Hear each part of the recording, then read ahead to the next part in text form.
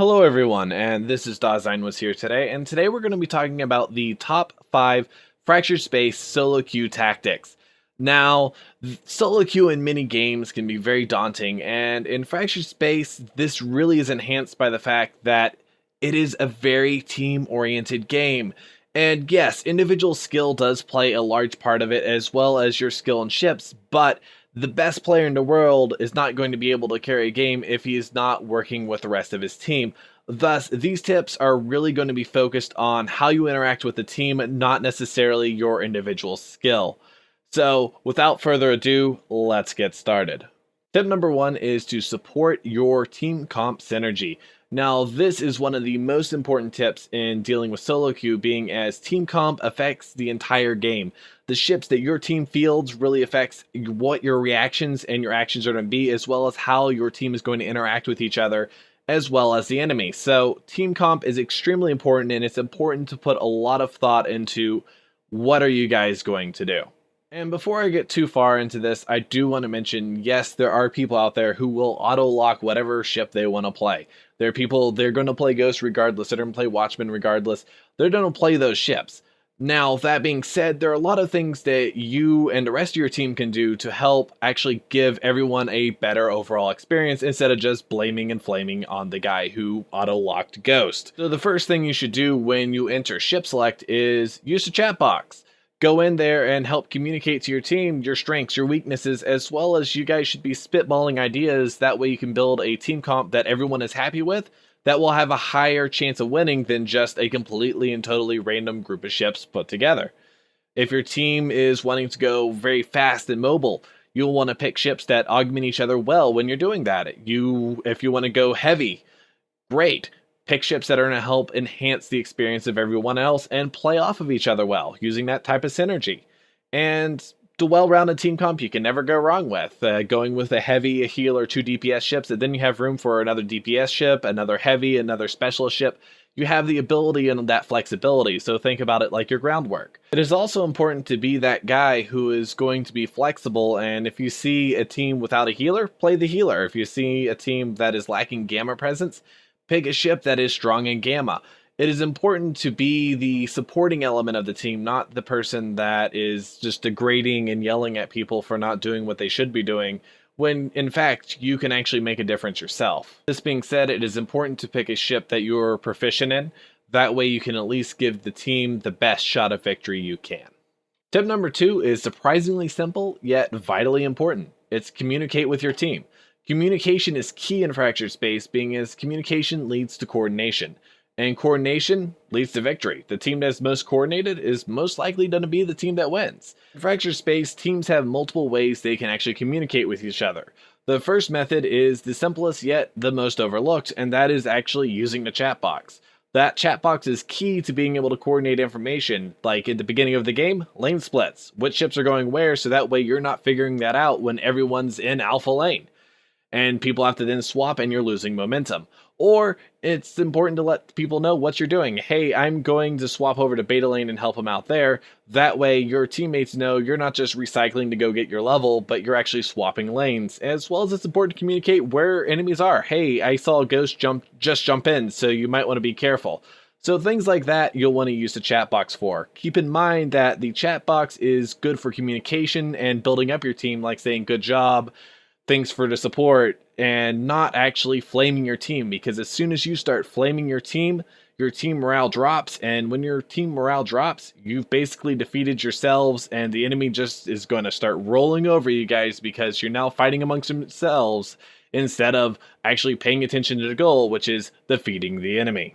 And the next form of communication is the ping system. The ping system is amazing, being as a picture speaks 1,000 words, so all you need to do to communicate to your team is to right-click on an area of the jump map, and whether it be an objective or a ship or just an area, and it just allows your team that extra level of communication without having to type long sentences, because now you can focus fire on ships, focus on objectives, or even just know which jump point you're going to, because you say, hey, jumping here, and you ping that jump point and your team now knows where you're going. So using the ping system will really help your team in fractured space. And finally, you have chat commands. Chat commands are very simple, being as it allows you to hit one of the function keys like F6, which says defend home, or F11, which says go gamma, and it puts in a audio cue so your team can hear it, as well as it also puts in that little note in the chat box. So that way you can communicate basic concepts or strategies without having to type a whole bunch, which is really useful when you're in the middle of a combat situation and you really don't have time to type a message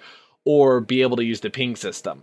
Tip number 3 is focusing fire. Focusing fire is key to survival in fractured space, being as if your team is focusing fire on a single target, that target will disappear. As long as that target is not a heavy, even if there's a healer behind it, it will disappear. So it is going to be very important for your team to be focusing fire. That being said, you're going to want to communicate this either in the chat box through predetermined attack orders, to even using the ping system to say, focus that target. Keeping in mind, if people aren't paying attention to that and you see 2 of your teammates focusing one target and another focusing another target, you're probably going to want to turn around and focus the target that everyone else is focusing. That way you can get the most bang for your buck with your team's DPS. Keep in mind though, you're really going to want to pay attention to your target order as well, being as you don't want to take out the healer before you take out a lot of other ships. Unless, let's say it's a medium or a light ship that's exposed itself to your entire team's fire, then you'll want to focus that. So it's going to be important not just to focus fire onto a single target, but also to choose the correct target to focus fire on. That way, your team will have the best chance of victory. Tip number 4 is fly together. Flying together means flying in a formation and flying close enough to each other that you can support each other through supporting fire, as well as focus all of your fire onto a single enemy target, being as if you're spread across the entire map, you can be picked off by those ships that are good at taking out individual targets, or when you start engaging the enemy, you'll start arriving at different times, so that way they can start bursting you guys down without facing your full firepower. So if you fly as a solid group, you're able to not just focus your firepower on enemy much more effectively, you make it much harder for them to start picking you off without taking as much damage. So it is vitally important to be flying together and in formation. Tip number 5 is going to gamma and going to gamma as a team. Gamma buff in fractured space is very important, being as many a battle has been won or lost due to the capture of gamma.